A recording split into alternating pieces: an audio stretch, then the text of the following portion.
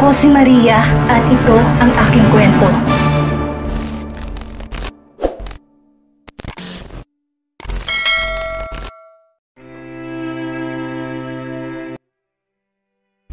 Part 63, Catriona. Nailibing kaagad ang labi ni Roger. Ayaw nang alalahanin ni Jax ang malagim na nangyari sa kanyang ama. Nag-iimpake na ng kanyang mga damit si Jesusa. Aalis na siya sa mansyon at babalik na lamang sa lumang bahay niya. Nay, hindi na po ba talaga kayo mapipigilan? Pwede naman po kayong sumama sa amin ni Amethyst sa kondo o kaya ibinili ko na lang po kayo ng bagong bahay. Huwag na po kayong bumalik doon sa dati nating bahay. Pangangumbinse ni Jax sa ina. Mapait na napangiti si Jesusa. Hindi na anak, huwag kang mag-alala sa akin, sanay ako mag-isa. Tugon niya sabay buntong hininga. Mamimiss ko ang tatay mo. Di mo lang kami binigyan ng pagkakataong magkasama ng matagal. Pero alam ko, kahit sa sandaling panahon, napasaya ko siya sa pagbabalik ko. Pinipigilan niyang maiyak. Ayaw niyang muling lamunin ng lungkot sa pagkawala ng lalaking minahal. Umupo si Jack sa tabi ng ina at hinawakan ang mga kamay nito. Ako rin po. Mamimiss ko si Tatay Roger. Nakakapanghinayang po na maikli lang ang pagsasama-sama nating tatlo. Pero masaya po ako na binigyan niya ako ng pagkakataong makilala at makasama kahit saglit. Hindi ko po yun makakalimutan. Huminga ng malalim si Jesusa at pilit gumiti. Kahit pilit niyang kalimutan ng sakit, ramdam na ramdam pa rin ang bigat sa dibdib sa pagkawala ni Roger. Alalahanin na lang natin ang masasayang sandali na kasama natin ang tatay mo. Tumango si Jax bilang pagsang-ayon sa ina. Ako na po ang maghahatid sa inyo sa bahay. Kayo ni Amethyst, kailan kayo aalis dito sa mansyon? Tanong ni Jesusa. Baka po bukas na, may mga ayusin pa po ako bago tuluyang umalis, sagot ni Jax. Pilit nang umiti si Jesusa at sinara ang zipper ng kanyang maleta. Ready na po kayo? Tanong ni Jax, pinasigla ang tono ng boses. Mariing tumango si Jesusa. Oo, tara na anak. Mahal ko po kayo, Nay, sabi ni Jax at niyakap ang ina. Pagkatapos ay hinalikan nito sa noo. Napapikit si Jesusa at may luhang kumawala sa gilid ng kanyang mata na agad din niyang pinalis. Kinuha ni Jax ang maleta ng ina at lumabas ng kwarto. Naiwan si Jesusa na sinuyod ng tingin sa huling pagkakataon ang kanyang silid. Pagkababa ni Jesusa sa sala, nandun na sina Jax, Amethyst at Wendy. Hindi na rin siya nagulat, nasa si Carlota. Maigi naman at aalis ka na. Tinubuan ka na rin ng hiya sa katawan. Pagpaparinig ni Carlota na makalapit si Jesusa sa kanila at nilampasan siya. Napahinto si Jesusa. Binalikan niya si Carlota. Nahiya ako sa anak, hindi sa inyo. At sino bang may mas karapatan sa lahat ng naiwan ni Roger? Diba ang anak ko? Pero dahil hindi siya katulad nyo ni Ramil, naghahaman sa pera, kaya nagpaubaya siya na hayaan kayong mag-asawa sa lahat ng mga iniwang ari-arian ni Roger. Alam mo kung anong tawag doon? Respeto sa ama niya. Wala kayo noon ni Ramil. Mahabang litanya niya. Hindi nakaimik si Carlota. Siguro nagulat sa kanyang pagiging matapang. Siya nga pala. Itong pakatatandaan mo, Carlota. Magsaya na kayo ngayon, ha? Dahil oras na may mapatunayan ako na meron kayong kinalaman ni Ramil sa pagkawala ni Roger, manghihiram kayo ng mukha sa kalabaw. Bago kayo nipatapon sa loob ng kulungan. Babala pa ni Jesusa bago tumalikod kay Carlota. Napananok si Carlota pero agad din siyang napaayos upang ipakitang hindi siya apektado sa pananakot ni Jesusa. Napangisi si Jack sa nasaksihang katapangan ng ina. Ngayon lang niya ito nakita na lumaban. Buong buhay niya sanay siyang makita itong nagpapasakop sa takot at tahimik na tinatanggap ang panlilibak na ibang tao. Tayo na po, aya niya sa ina at gumiti dito. Sa labas ng mansyon, nilagay na ni Jack ang maleta ng ina sa truck ng kotse niya. Amethyst, alagaan mo ang apo ko at ang asawa mo. Ibigay mo parati ang mahabang pasensya kay Jax ngayon, lalo na't meron tong pinagdadaanan. Bilin ni Jesusa sa manugang. Makakaasa po kayo na Jesusa. Sana po sumama na kayo sa amin, sabi ni Amethyst. Dadalaw ako sa inyo minsan. Balae, magtatawagan tayo ha. Mamimiss kita, sabi naman ni Wendy na naluluha. Natawa naman si Jesusa sa naging reaksyon ni Wendy. Itong balae ko, sabi niya at nababaling kay Jax. Tumango ang anak niya sa kanya.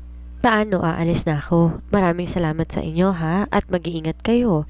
Marahang hinaplos ni Jesusa ang tiyan ng kanyang manugang tsaka yumakap kay Amethyst at Wendy.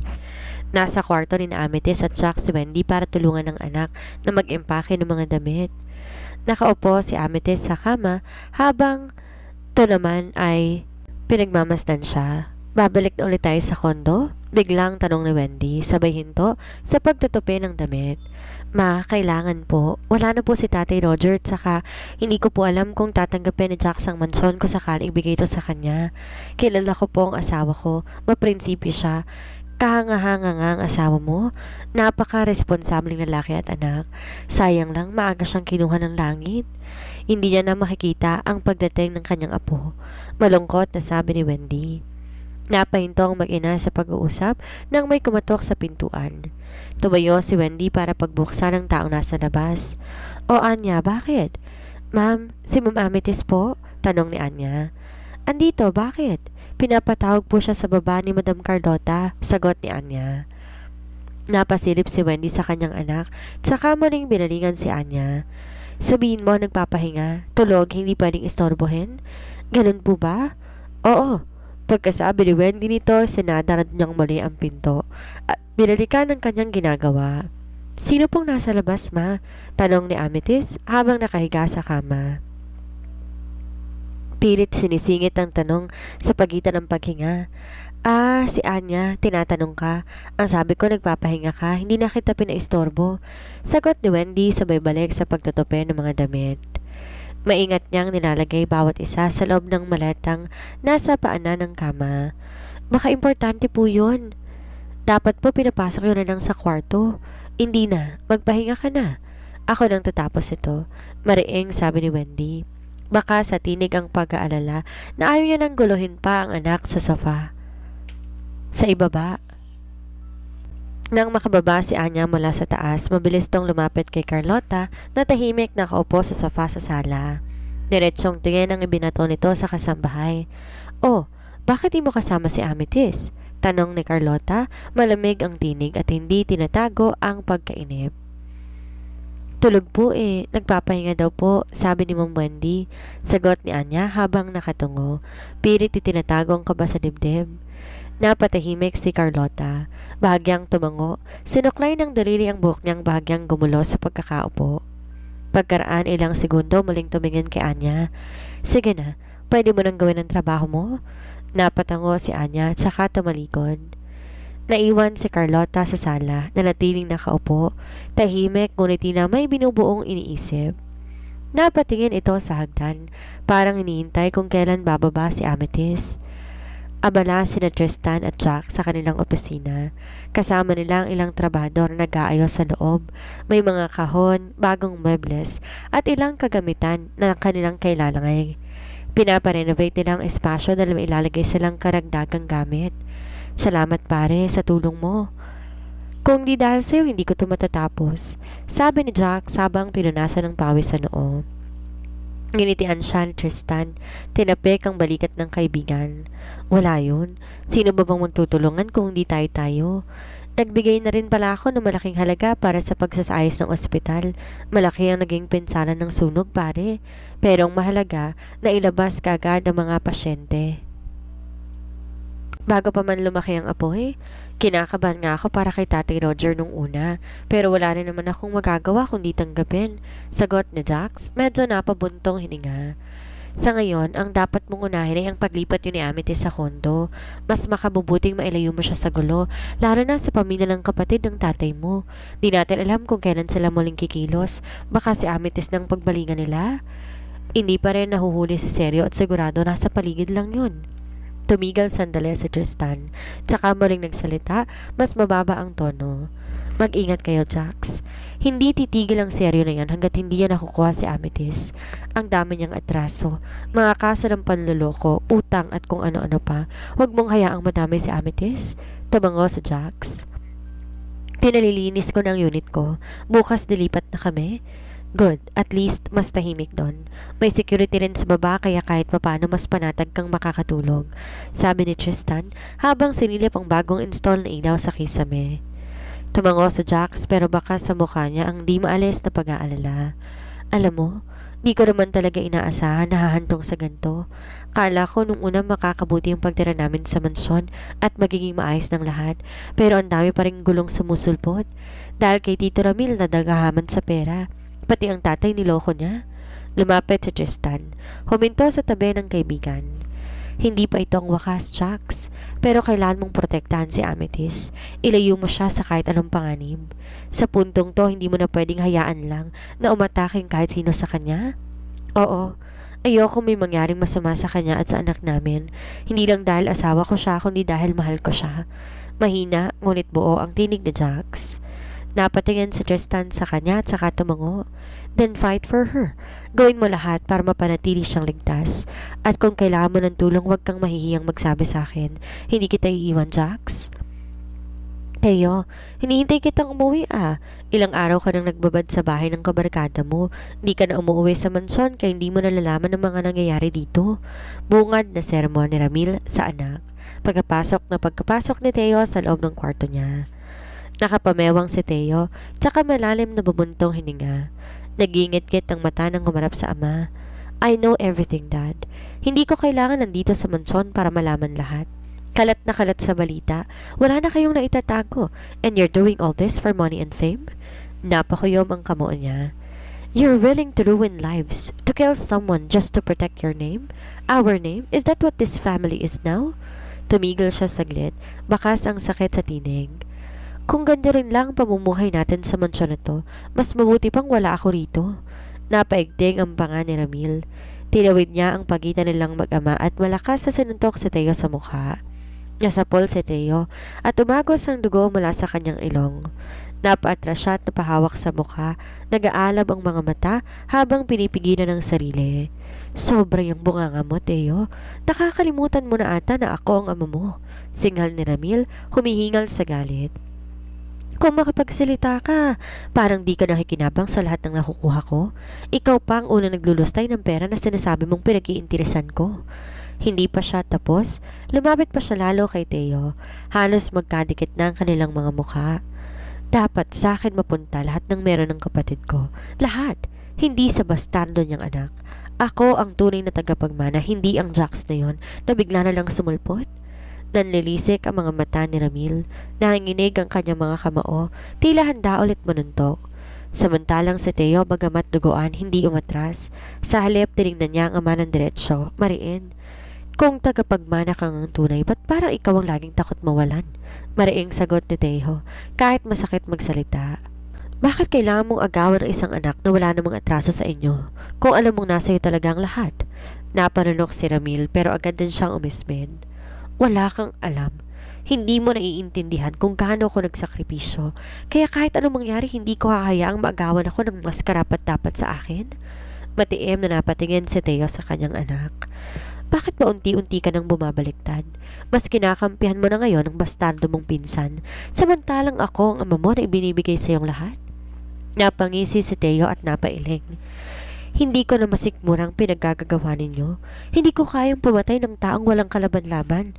Talagang pinasunog niyo pa si Tito Roger? Hindi ako ang may kagagawa ng sunog. Wala pa akong ginagawa. Dapat meron akong uutusan na patutulugin lang si Kuya habang buhay. Pero naunahan ako ng aksidente. Natural ang pagkamatay niya sa sunog. Aksidente yun. At hindi ako mapapaghinalaan. Talagang umaayon ng lahat sa akin. Sagot ni Ramil.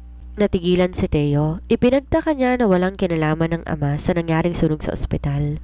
Kung hindi kayo, sinong may kagawan? Aba, mahalay ko. Pero salamat sa kanya. Hindi ko na kailangan mag-aksaya ng oras para lang tapusin si Kuya. Malamig na tugon ni Ramil habang nakataas ang kilay. Di pa rin makapaniwala si Teo. Nababalot ng takot at galit ang kanyang dibdib. Hindi ka man lang ba nakaramdam ng awa? Wala kang konsensya, Dad. Napailing si Ramil, gumisi ng mapakla. Konsensya? Yun ang una kong sinuko nung pinili kong yumaman. Kung maaawa ko, paano na tayo ngayon? Sa palagay mo ba makakarating tayo sa kinaroroonan natin kung hindi ko inalis ang mga sagabal? Pero kamag-anak natin si Tito Roger, kapatid mo siya. At ano ngayon kung kapatid ko siya? Ang kapatid na yan ang laging pumipigil sa mga plano ko. Siya ang hadlang. Mas gugustuhin ko pang mawala ng kapatid kaysa mawala ng yaman sa mundo. Napalunok si Teo. Pakiramdam niya unti-unti na bubuwag ang mundo niya.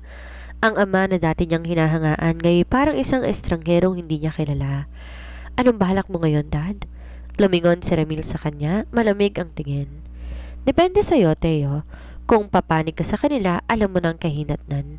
Pero kung mananatili ka sa tabi mo, may mas malaki pa akong planong naghihintay sa atin.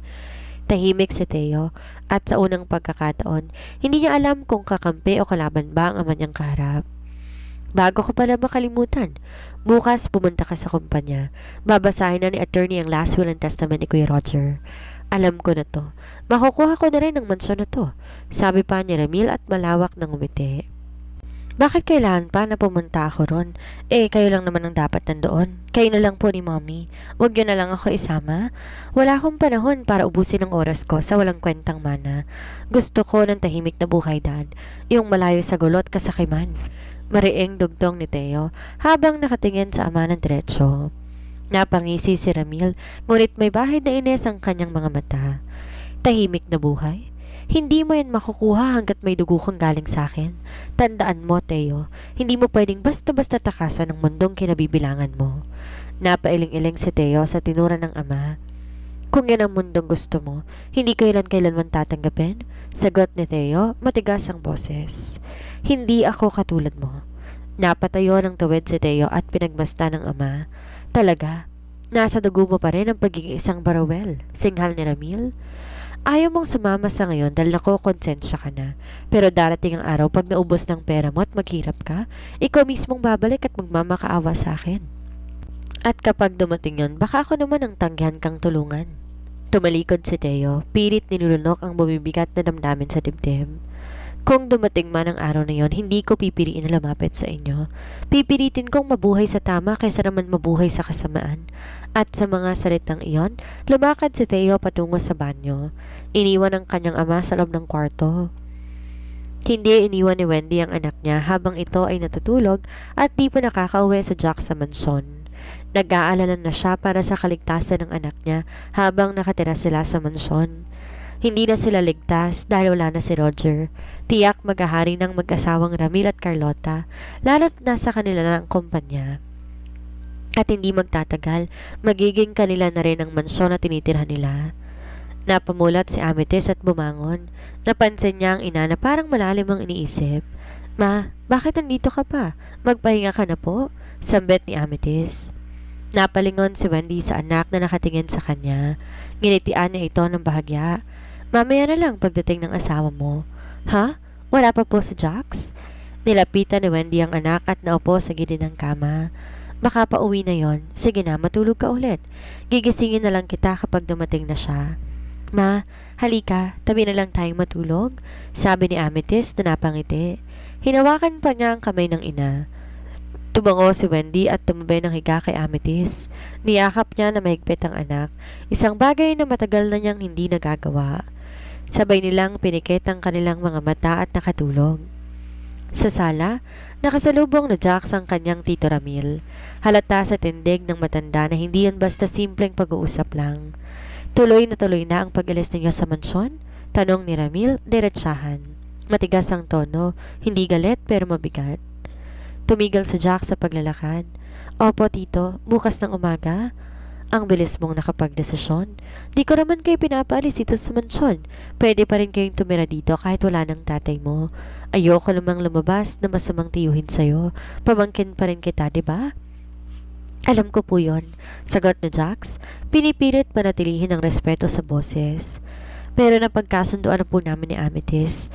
Mas makabubuting kami na lang umalis. Ibibigay ko sa inyo ng buong buo ang mansyon.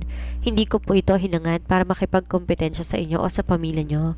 Wala na si tatay at di niya na makikita ang pagsisikap kong paunlarin ang negosyo niya. Napangisi si Ramil pero hindi yon masaya. Ang babait mo pala. Alam mo bang parehong-pareho kayo ng tatay mo? Ganyan na ganyan din siya sa akin nung nalaman niyang kapatid niya ako. Tinanggap niya ako agad at ang bilis niyang nagtiwala. Napapikit sa Jax, huminga ng malalim. Tito, wala na po si tatay.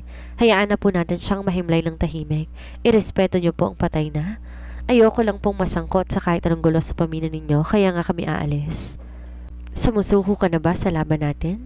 Pinapaubaya mo na lang ba sa akin ang lahat? Hindi po ako sumusuko. Inaalis ko lang ang asawa ko sa lugar na hindi naligtas para sa kanya. Huwag niyo na lang pong idamay si Amethyst dito. Hindi ako nandadamay ng ibang tao, mariing sagot ni Ramil.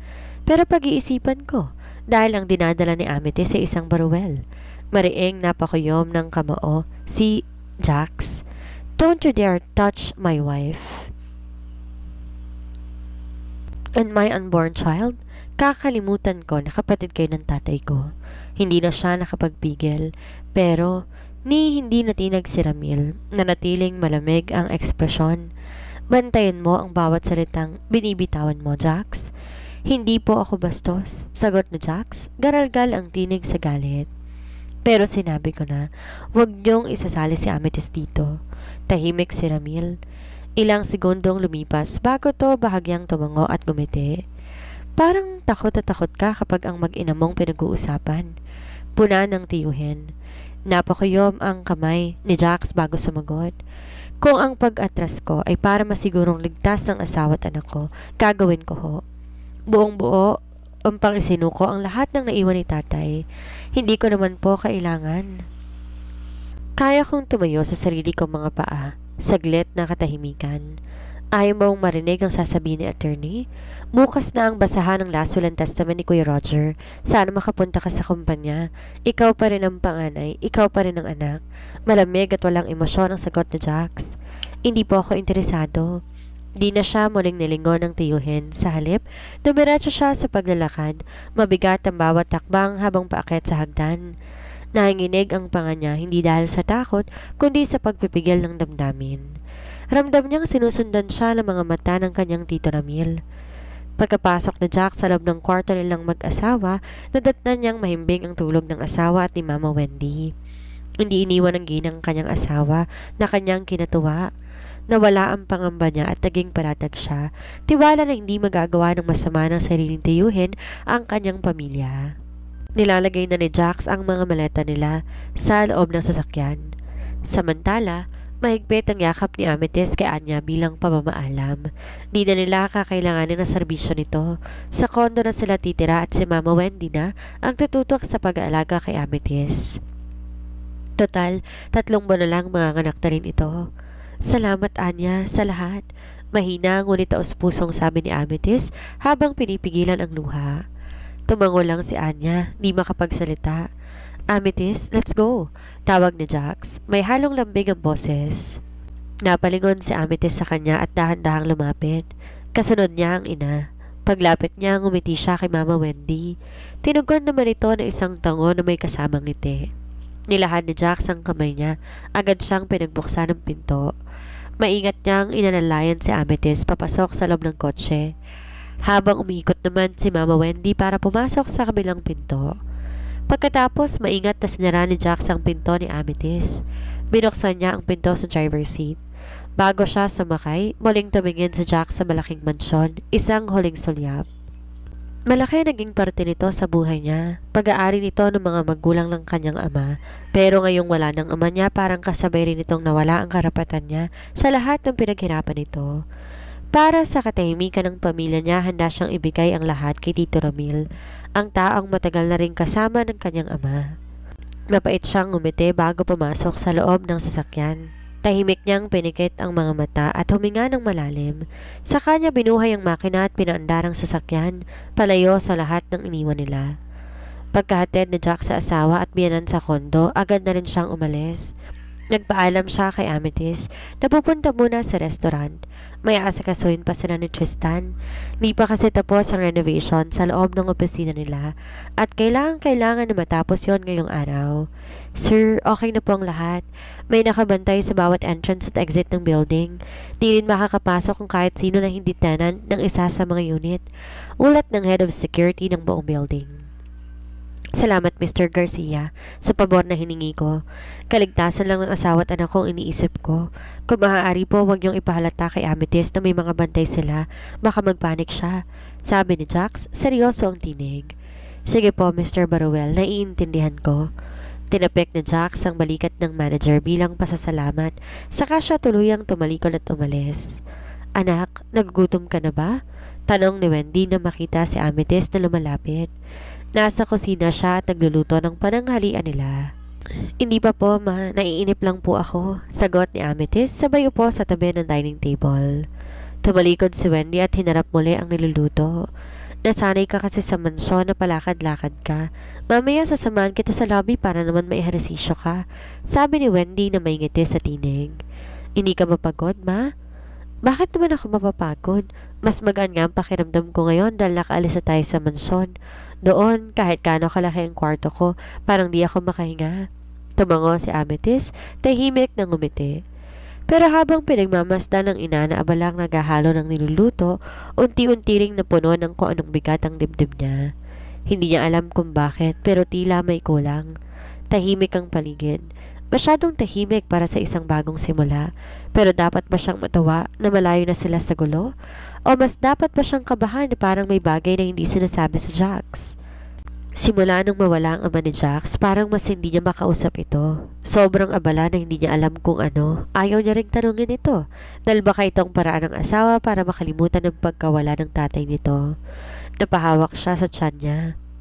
Minsan ang pagiging ina parang pagtapak sa lupa na hindi mo sigurado kung matigas ba o biglang lulubog. Lalo na ngayon, malapit na siyang manganak. Dapat ba talaga siyang kampante? Nagiging paranoid lang siguro ako. Bulong niya sa sarili. Pero kahit sabihin pa niya ito ng paulit-ulit, hindi pa rin niya maalis ang kakaibang pakiramdam. Napatingin siya sa pintuan. Wala namang ingay. Pero ba't parang hindi siya mapakali? Ligtas nga ba talaga sila? Halos madaling araw na natapos ang pagsasaayos ng opisina sa loob ng restaurant ni Tristan at Jax. Pagod man, hindi pa rin mapakali sa Jax. Sa loob ng maliit na klinikang pansamantalang tinayo para kay Roger, muling naikabit ang mga tubong nakakabit sa matandang katawan. Tahimik na gumagalaw ang doktor, sinusuri ang vital signs ni Roger. Di na nakatiis sa Jax, lumapit siya, nanatiling nakatayo sa paanan ng kama ng ama.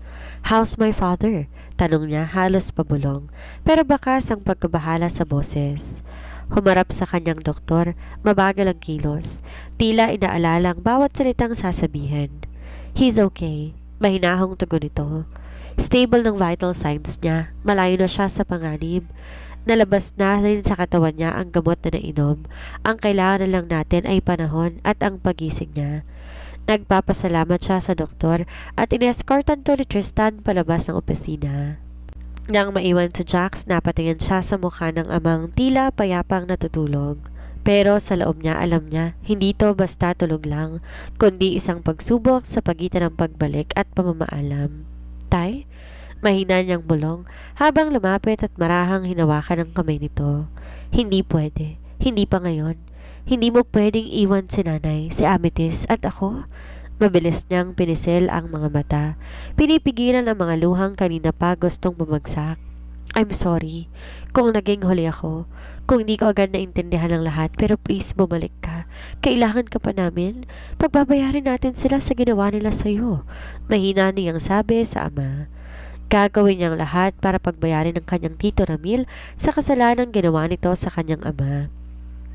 Hindi ito makakaligtas. Natagpuan sa dugo ni Roger isang uri ng substance na karaniwang sangkap ng gamot na ginagamit para i-regulate ang tibok ng puso. Pero kapag mali ang dosage at sinadyang ihalo sa ibang kemikal, pwede itong magdulot ng cardiac arrest. Naparanok sa Jax. Galit at lungkot ang magkahalong bumalot sa kanya. Hindi ito aksidente o simpleng pagkakasakit na nauwi sa atake sa puso.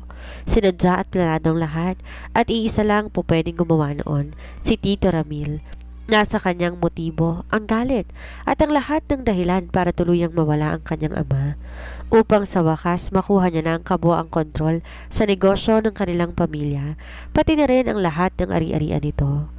Tahimik ang buong paligid, tanging tunog ng monitor at mahinang ugong ng aircon ang maririnig. Wala pa ring sagot, wala pa ring galaw, pero sa puso ni Jax kumakapit pa rin ang pag-asa. Ang pag-asang bubuksan muli ng ama ang mga mata nito.